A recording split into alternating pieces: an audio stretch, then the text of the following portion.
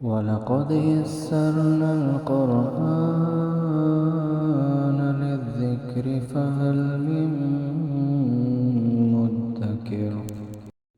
السلام عليكم ورحمة الله وبركاته. கண்ணியத்துக்குரிய எல்லாம் உள்ள அல்லாஹ்வின் நல்லடியார்களே, நாம் தினந்தோறும் திருமறை குர்ஆன் தமிழாக்கத்தையும் இந்த விளக்கத்தையும் தொடர்ச்சியாக அறிந்து வருகிறோம். 12 சூரா முஹம்மது 47வது அத்தியாயத்தினுடைய 27 மற்றும் 28வது வசனங்களுடைய தமிழாக்கத்தையும் விளக்கத்தையும் அறிந்து கொள்வோம். أعوذ بالله من الشيطان الرجيم. بسم الله الرحمن الرحيم.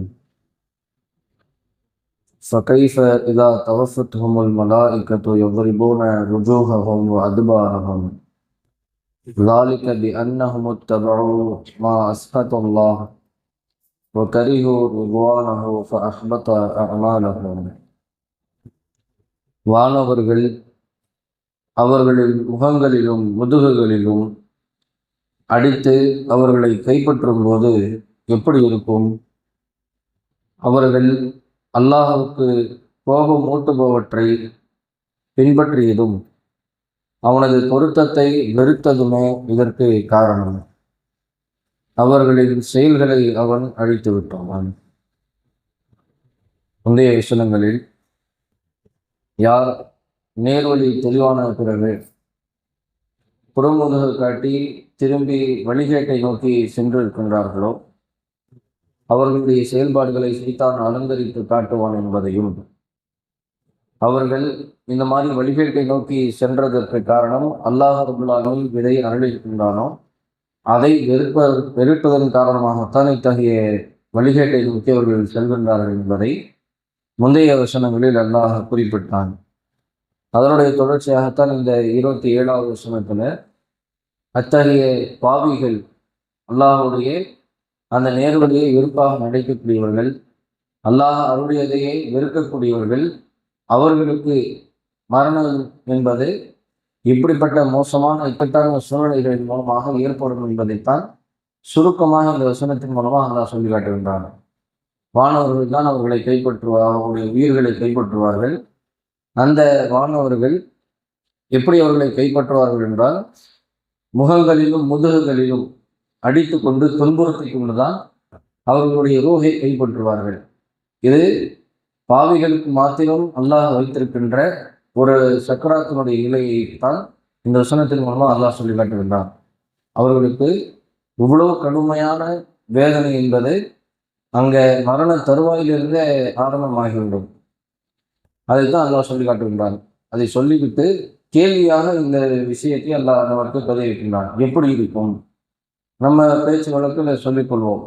அந்த ஒரு சம்பவத்தையோ நம்ம நெகிழ்வூட்டக்கூடிய ஏதாவது ஒரு சம்பவம் நாம் கண்கூடாக பார்த்துவிட்டு அதை பிற இடத்துல நம்ம சொல்லும்போது அந்த சமயத்தில் எனக்கு எப்படி இருந்திருப்போம் என்று நாம் கேட்பது போல அல்லாஹ் சொல்லி காட்டுகின்றான். அந்த மாதிரி பாவிகளாக இருந்தாங்க, அல்லாஹ்வை நேர்வழி விட்டு தூரம் போயிட்டாங்க, அல்லாஹ் அவர்களுடைய வெறுக்கக்கூடியவங்களாக இருந்தாங்க.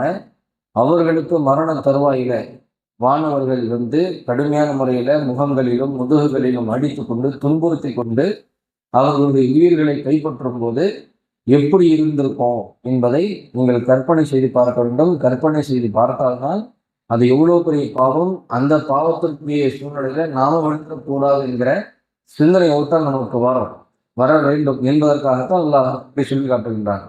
அந்த சமயத்தில் அவங்களுடைய உயிர் கைப்பற்றப்படும் போது இப்படி இருக்கும். அப்போ நாம அந்த பாவத்தை செஞ்சிடக்கூடாது. அவங்க அந்த மாதிரி நிலைமைக்கு தள்ளப்பட்டிருக்கிறாங்கன்னா அப்போ என்ன பாவத்தை செஞ்சாங்க, நாம அந்த பாவத்திலிருந்து எப்படி விலகிக்கலாம் அப்படிங்கிற அந்த சிந்தனைகள் தான் இதை சிந்திக்கும் போது தான் வரும். அதைத்தான் இந்த வசனத்துல இப்படி நம்மளுடைய சிந்தனைகளை விட்டுருந்தார். அப்படி அவங்க மரண தருவாய் அடைகிறாங்க, அது எப்படி இருக்கும்னு சிந்திச்சு பாருங்க என்று அல்லாஹ் சொல்லிவிட்டு அடுத்து 28வது வசனத்துல அதற்குரிய காரணத்தை குறிப்பிடுகின்றார். இன்னும் தெளிவான காரணத்தை எல்லாம் குறிப்பிடுகிறார். ஏன் அவங்க இந்த மாதிரியான மரண தருவாயை அடைகின்றார்கள், வானவர்களுடைய அடி உதைகளுக்கு ஆளாகின்றார்கள் என்பதை சொல்லி காட்டும் போது, அல்லாஹ்வுக்கு எது கோபமூட்டக்கூடியதாக இருக்கிறதோ, அல்லாஹ்வுக்கு எது வெறுப்பிற்குரியதாக இருக்கிறதோ அந்த காரியத்தை அவர்கள் பின்பற்றி விட்டு சென்றார்கள். இது ஒரு காரணம். இரண்டாவது, அல்லாஹ்வுடைய திருப்பொருத்தத்தை, அல்லாஹ்வுடைய திருப்தி என்பதை அவர்கள் வெறுக்கக்கூடியவர்களாக இருந்தாங்க. அதை வேண்டாம் என்று ஒதுக்கினார்கள். எனக்கு அல்லாஹ்வுடைய திருப்தியெல்லாம் வேண்டாம், மனிதர்களுடைய திருப்தி இருந்தால் போதும், என்னை சுற்றியவர்கள் என்னை பொறுத்து கொண்டால் போதும், இவங்க என்னை விரும்பணும், இந்த மக்கள் என்னை விரும்பணும், இந்த சமூகம் என்னை விரும்பணும் என்ற அந்த காரணத்தை, அந்த நோக்கத்தை அடிப்படையாக வைத்து தான் அவங்க வாழ்ந்திருந்தாங்க. இதுதான் அவர்கள் இத்தகைய மரண தருவாய் அடைவதற்கு அடிப்படை காரணமாக இருக்கிறது. எனவேதான் அவர்களுடைய அமல்களை அல்லாஹ் அழித்து விட்டார். அவருடைய எல்லா செயல்பாடுகளையும் அவங்க சமூகம் மக்களுடைய திருப்தி முக்கியம், மக்களுடைய திருப்திகள் முக்கியம், மக்களுடைய விருப்பம் முக்கியம் என்ற அந்த கோணத்தில் அவர்கள் சென்று விட்ட காரணத்தினால அந்த மக்களுக்காக என்னென்ன செயல்பாடுகள் இவங்க செஞ்சாங்களோ இந்த உலகத்துல, அவங்களுடைய திருப்திக்காக என்னென்ன காரியங்களை செஞ்சாங்களோ அதையும் அல்லாஹ் அழித்து விடுகிறான் என்று அல்லாஹ் சொல்லி காட்டுகின்றான். இப்போ இந்த ரத்தின சுருக்கமா இந்த 2 வசனங்கள்லயே ஆக சிறந்த ஒரு முக்கியமான விஷயத்தை அல்லாஹ் நமக்கு பதிவு செய்கின்றார். அல்லாஹ்வுடைய கோபத்தை, அல்லாஹ்வுடைய சாபத்தை பெற்றுக்கொள்ளக்கூடிய ஒரு மோசமான காரியத்தை நம்முடைய வாழ்க்கையில செய்யக்கூடாது என்பதற்குரிய ஒரு எச்சரிக்கை தான் அல்லாஹ் குறிப்பிடுகிறார். அல்லாஹ்வுக்கு எதுவெல்லாம் கோபத்தை ஏற்படுத்துமோ, அல்லாஹ் எதை இருக்கக்கூடியவராக இருக்கிறானோ, இந்த குர்ஆன் வசனத்தின் மூலமாக நமக்கு எதையெல்லாம் சொல்லி தந்திருக்கிறானோ, நபிகள் நாயகம் ஸல்லல்லாஹு அலைஹி வஸல்லம் மூலமாக நமக்கு எதெல்லாம் சொல்லி தந்திருக்கிறானோ அந்த விஷயங்களை நாம் நம்முடைய வாழ்க்கையில செயல்படுத்தி கொண்டே இருக்க வேண்டும். எது அதற்கு அல்லாஹ்வுடைய தூதருக்கு மாறு செய்யக்கூடிய விஷயமாக, அல்லாஹ்வுக்கு மாறு செய்யக்கூடிய விஷயமாக இருக்கிறதோ அந்த மாதிரியான காரியங்களை நாம் செய்யும் போது உலக வாழ்க்கையில வாழும் போதும் சரி, நம்முடைய மரண தருவாயும் சரி, மோசமான சூழ்நிலை நோக்கி தள்ளப்பட்டுவிடும். அதுதான் வானவர்களுடைய அடியை வைத்து அல்லாஹ் அந்த வேதனைகளை துவக்குகிறார். அதுதான் ஸ்டார்டிங். இந்த மரண தருவாயினுடைய அந்த மரணத்திலிருந்து மன்னரை வாழ்க்கையை நோக்கி செல்கின்றார்கள். அந்த மன்னரை வாழ்க்கை மோசமான வேதனைக்குரியதாக இருக்கும். அந்த மன்னரை வாழ்க்கை தொடர்ந்து மறுமை வாழ்க்கை இருக்கிறது.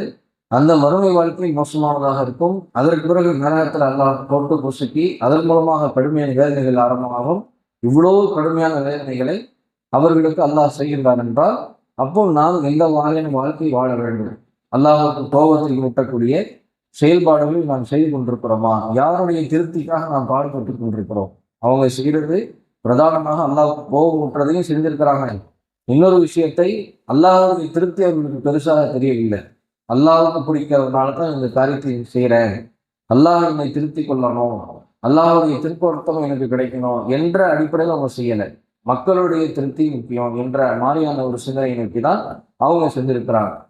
அப்போ நாம நம்முடைய வாழ்க்கையில அல்லாஹ்வுடைய திருப்திக்காகத்தான் செய்கின்றோமா?